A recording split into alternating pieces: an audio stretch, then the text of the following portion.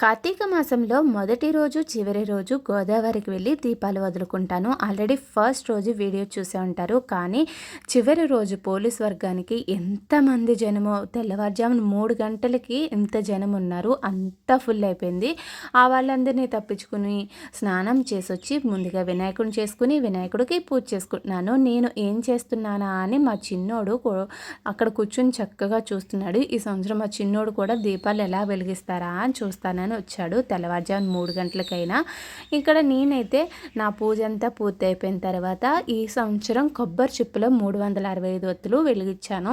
మామూలుగా అరటిడప్పులు అయితే మునిగిపోతున్నాయి. అందుకని కొబ్బరి చిప్పలో బాగా వెలుగుతున్నాయని చెప్పేసి కొబ్బరి చిప్పలో దీపాలు వదులుకున్నాను. వీళ్ళందరినీ తప్పించుకుని వెళ్ళడం పెద్ద టాస్క్ అయిపోయింది. ఇంకా దారిలో వచ్చేటప్పుడు దేవి చౌక వైపు నుంచి వస్తాము. దారిలో బాల త్రిపుర సుందరి దేవికి పూజ చేసుకున్నాను. దీపం పెట్టుకుని పూజ చేసుకుని ఇంటికైతే వచ్చేసాను.